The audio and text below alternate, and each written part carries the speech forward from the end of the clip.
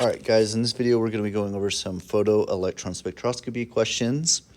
Okay, so here's one that you could definitely see on the test. I guarantee at one point, you'll probably see this some sort of graph like this.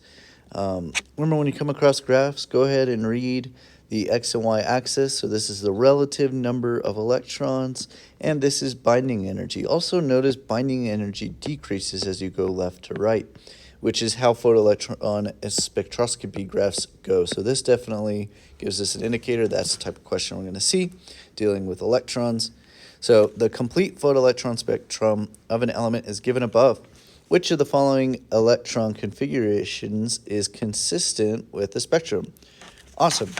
So remember, when we go left to right, these orbitals are increasing from left to right. So this would be my 1s orbital. This would be the 2s orbital, the 2p6 orbital, or sorry, 2p orbital, the 3s, and the 3p. Okay, now we just have to add the electrons that they have. Remember, these are relative number of electrons, and it's kind of nice. It seems like every single one of these is going to represent a single electron. Also, that makes sense because the 1s orbital can only carry 2 electrons, and there's only 2 spots for it. So that's good that it's not any higher than that. The 2s orbital can only hold 2. 2p6 can only, or the 2p can only have 6. 3s can only have 2, and 2p can have a max of 6, but it doesn't look like we quite get to 6. Instead, we get to 1, 2, 3. So I think I'm going to be looking for electron configuration that follows 1s2, 2s2, 2p6, 3s2, and 3p3. So that's just based on that without even looking at the question. And it looks like B does follow suit. Another easy way to do this question, you can count up how many electrons there are. There are 1, 2, 3, 4, 5, 6, 7, 8, 9, 10, 11, 12, 13, 14, 15, and then go from there to figure out your electron configuration. Another quick, easy way for you that like math, right? These numbers have to add up to 15 if there are 15 electrons on the graph. This one only adds up to 5, so that can't be right. This one does add up to 15. This one goes over 15, can't be right. Over 15 can't be right. So B was the only obvious answer for these choices. So looking at another one, this is a free response question. The complete photoelectron spectrum for the element chlorine is represented below. Peak X, which looks like is right here, is the spectrum, the peak X in spectrum corresponds to the binding energy of electrons in a certain orbital of chlorine. So that's X deals with chlorine.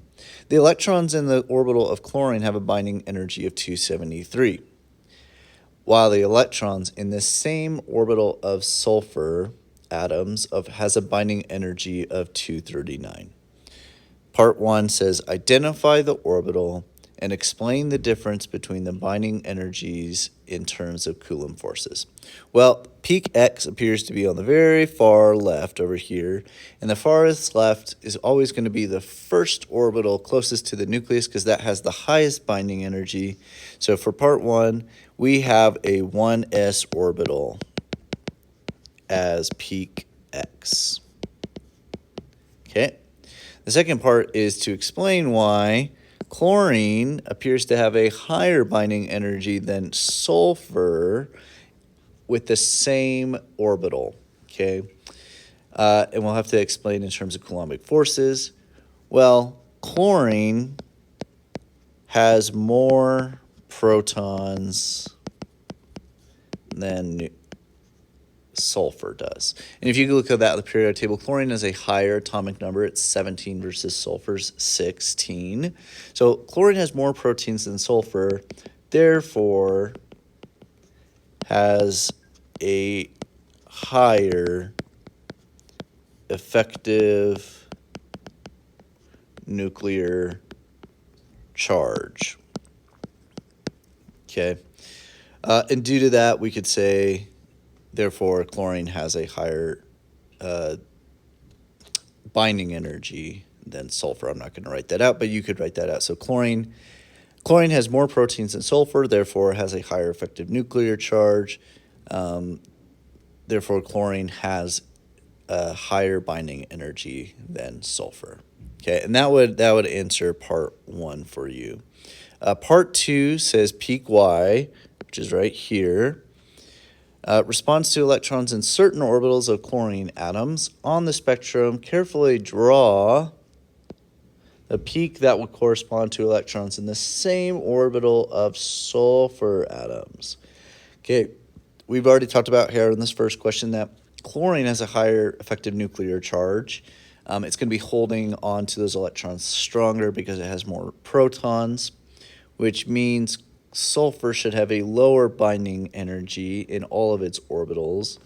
And so I'm going to draw a peak with the same orbital just to the right of peak Y. And that's because it has a lower binding energy. If this is the binding energy at peak Y for chlorine, it should be a little bit lower. And notice binding energy goes smaller left to right. So I should draw my peak just to the right of that one. And that would be, I'll match the peak. I'll try my best to match that peak size, peak size, but I'm going to shift it to the right. And that's it. That's all I've got for you today.